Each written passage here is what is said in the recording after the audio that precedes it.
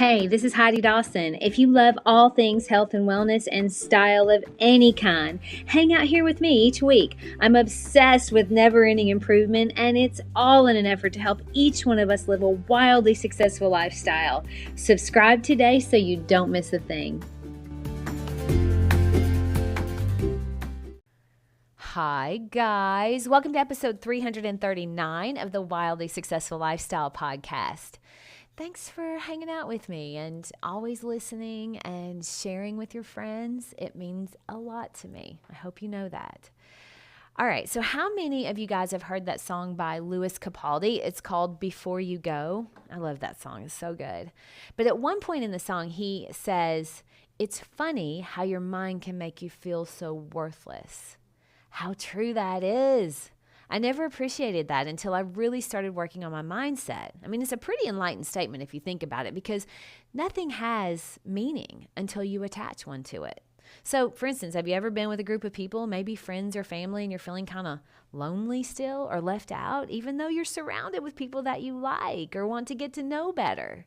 Why is that? So I'm going to give you some examples from my experience and see if you can relate, because most of us have these thoughts of feeling left out sometimes. And fortunately, there's a way to know why. And that's what we're going to figure out today. So we were recently sailing in the British Virgin Islands with our good friends that we've traveled with on this trip for years. And it's super special because there's 4 couples and it's just so easy. There's no drama at all, besides the normal sailboat issues. I mean, if you have a boat of any kind, you're going to understand that.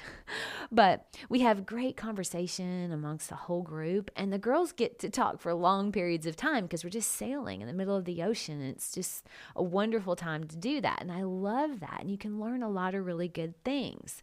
So one of the days we were actually off the boat, we got on Cooper Island and we were hiking the island, which is gorgeous and super warm, and there's super steep hills, which is awesome because that comes amazing views. So it makes those steep hills really worth it.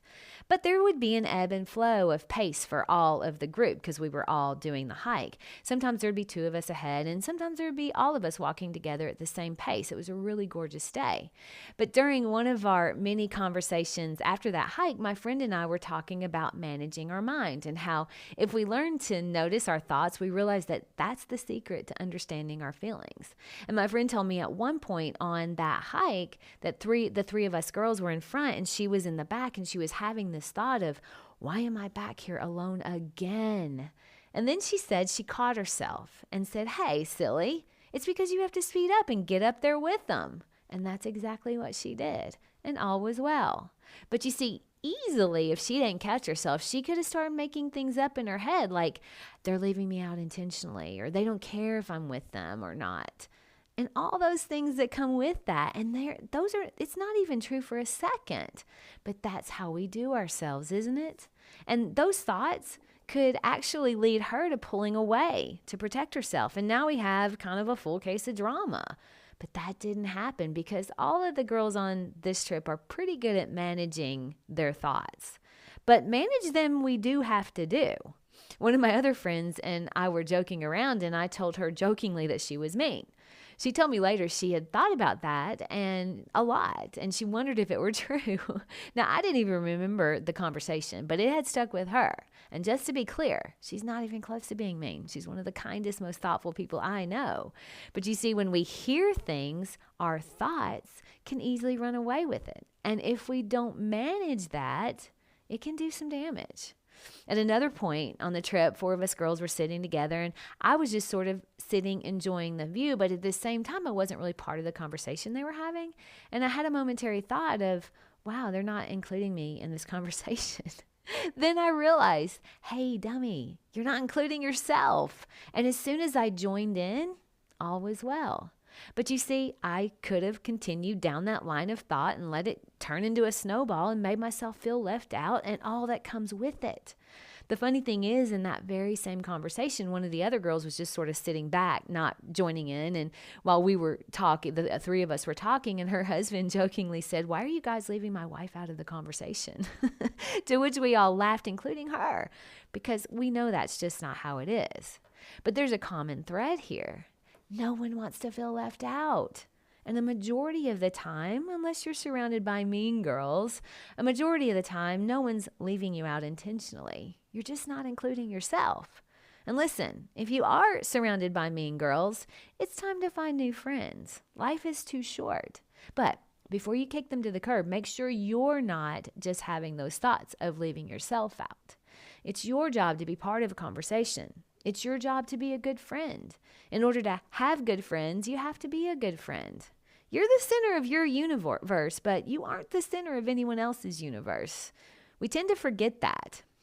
When we think that other people are always thinking about us, and we also think that other people don't have thoughts like we do of feeling left out or left behind, when they do. Everyone does sometimes. It's what you do with those thoughts that turn it around or not.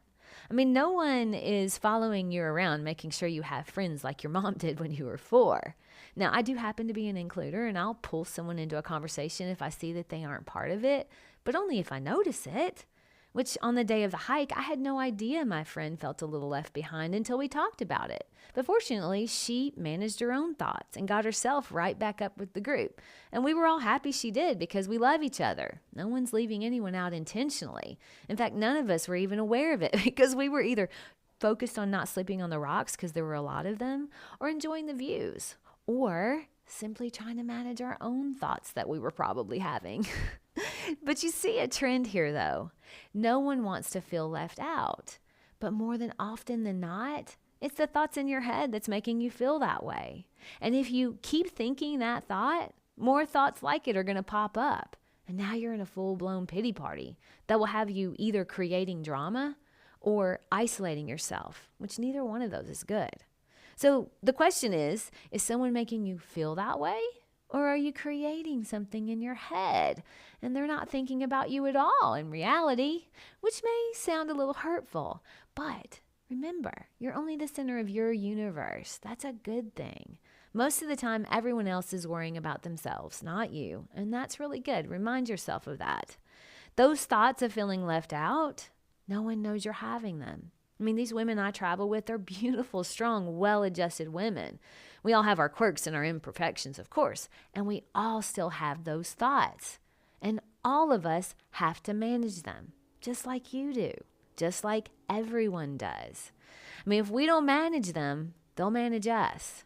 And we all have little insecurities for whatever reason from our upbringing or life experience. I mean, and we're all human, so we have human thoughts and emotions.